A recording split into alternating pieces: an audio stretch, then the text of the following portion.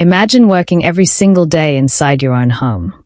Cooking, cleaning, washing, serving grown adults. Only for the people around you to act like your exhaustion means nothing. Now imagine finally reaching your breaking point and walking away from the marriage completely. Today's story is painful, emotional, and very real. It is the story of a husband who thought his wife was overreacting until the day she disappeared from his life. But before we begin, welcome to the Talking Baobab, where we tell powerful African stories about family, relationships, culture, and life lessons. If you enjoy emotional African stories that make you think deeply, please subscribe, like this video, and share it with someone who loves meaningful storytelling. And while watching, tell us this in the comments. Should a wife be expected to take care of her husband's entire family just because she is married? Stay till the end because this story carries a lesson many marriages desperately need. Now, let us begin. In the city of Port Harcourt lived a young couple many people admired. Tunde and Amora. From the outside, their marriage looked perfect. Tunde worked in an oil servicing company. Amora ran a small baking business from home. They were educated, stylish, successful, and deeply respected in church.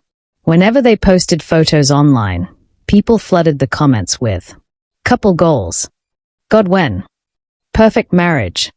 But behind the smiling pictures, something dangerous was quietly growing inside their home. Resentment. Everything changed after Tunde's father fell ill. Tunde suggested bringing some relatives into their home temporarily. At least until Daddy gets better, he told Amora. Amora agreed. At first, it sounded reasonable, but temporarily slowly became permanent. First came Tunde's younger brother, then his cousin, then an aunt visiting from the village. Before long, the once peaceful house became crowded. Every morning, Amora woke up before everyone. She cooked breakfast, prepared lunch, cleaned dishes, swept the compound, washed clothes. And after all that, she still had to run her baking business. At first, she tried to be understanding. She told herself, "This is family." But gradually, exhaustion began to consume her. The relatives rarely helped. Dirty plates remained everywhere. Wet towels stayed on the floor. Bathrooms became filthy. Yet somehow, everyone expected Amora to handle it, as if she were not human. One evening, after cleaning the bathroom for the third time that week, Amora finally confronted Tunde. "I'm tired," she said quietly. But Tunde barely looked up from his phone. "They are family," he replied. Amora stared at him in disbelief. "Tunde, I am cleaning after grown adults every single day." He sighed impatiently. "You're the woman of the house. It's normal." That sentence broke something inside her. Because to Tunde, her exhaustion seemed invisible. He genuinely believed this was simply part of being a wife. From that day, the arguments became more frequent. Amora complained about the bathrooms, the endless cooking, the constant stress. But every time she spoke, Tunde acted like she was exaggerating. Sometimes his relatives even mocked her. One aunt whispered loudly one afternoon, "Women these days are lazy." Another relative laughed. In our time, wives respected family responsibilities. Amora heard everything. And slowly, the home she once loved began to feel like a prison.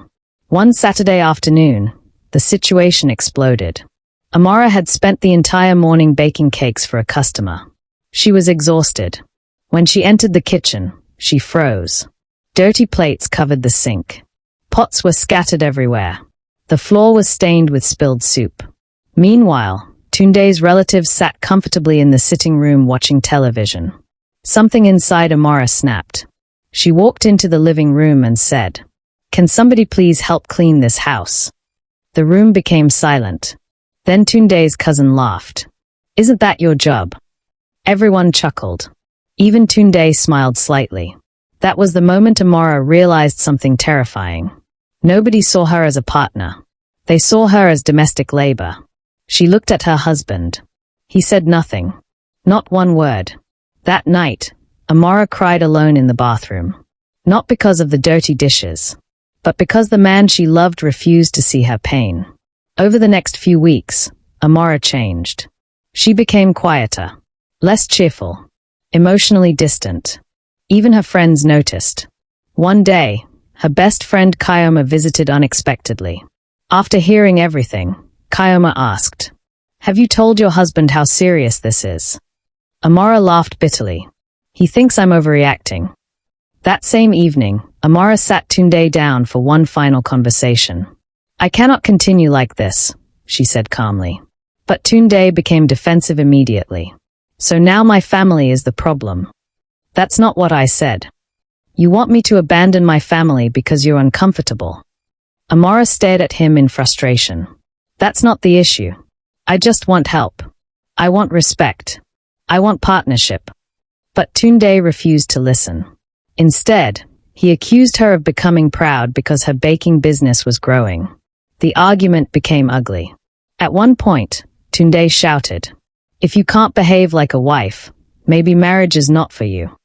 The words hung heavily in the air. Amara said nothing. But deep inside, something finally died. 3 days later, Tunde returned home from work unusually tired. The house was quiet. Too quiet. No smell of food. No television. No sound from the kitchen. Then he noticed something strange. Amara's clothes were gone. So were her baking supplies. On the dining table sat a handwritten note.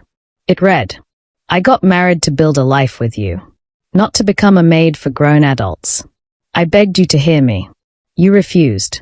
Maybe one day you will finally understand how tired I was." Amara. For the first time, panic hit him. Real panic. He called her phone repeatedly. No answer. He contacted her friends. Nothing. Then reality finally landed. His wife had left. At first, Tunde was angry. Very angry. He complained to friends. She abandoned her marriage over house chores. Some men supported him. Others remained quiet. But within 2 weeks, reality started teaching him painful lessons.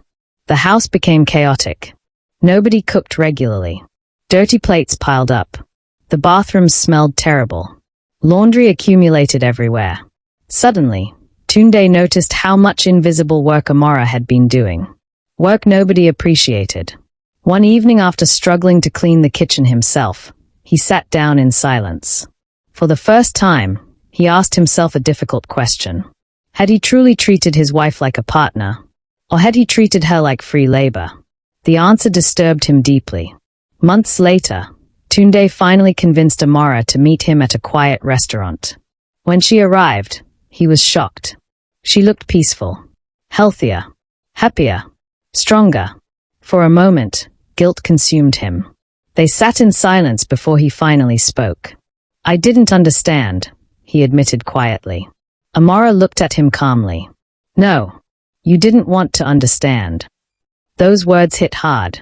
Then she explained everything he had ignored.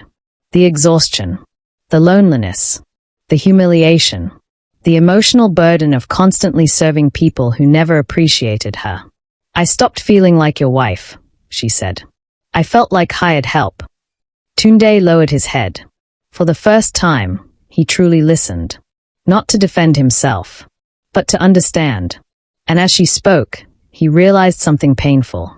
Love alone is not enough to sustain a marriage. Respect matters too. Partnership matters. Being heard matters. When Tunde's relatives heard Amara might not return, reactions were mixed. Some blamed her. Others quietly admitted the workload had been unfair. Even Tunde's mother eventually confronted him. "You failed to protect your wife," she said bluntly. That statement shocked him. Because growing up, he had always believed women simply endured these things. But now he was being forced to question everything society had taught him about marriage. Slowly, Tunde began changing. He asked some relatives to move out. He started learning basic domestic responsibilities himself. Cooking, cleaning, laundry.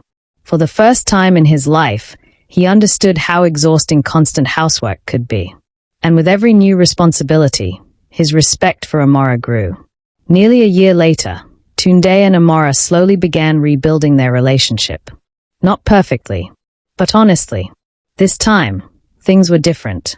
There were boundaries, shared responsibilities, mutual respect, and most importantly, communication.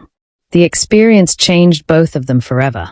Tunde learned that many women silently carry emotional and physical burdens nobody notices. Amara learned that sometimes people cannot change until reality forces them to confront themselves. Their marriage survived, but only because one person finally became willing to listen. Because the truth is, many homes are filled with invisible exhaustion. Many women are drowning quietly while pretending everything is fine. And many men never realize the damage until the relationship is already collapsing. Sometimes love does not die suddenly. Sometimes it dies slowly, through neglect, silence, and lack of appreciation. This story has sparked intense debates online. Some people believe a wife should naturally take care of her husband's family. Others believe marriage should be partnership, not unpaid servitude. Now we want to hear from you. Do you think Amara was right to leave? Or do you think she overreacted? Tell us honestly in the comments. And please don't forget to like this video, subscribe to the Talking Baobab, and share this story with friends and family. Your support helps us continue creating powerful African stories that spark meaningful conversations. Until next time, remember, every home hides a story, and every story carries a lesson. Good night.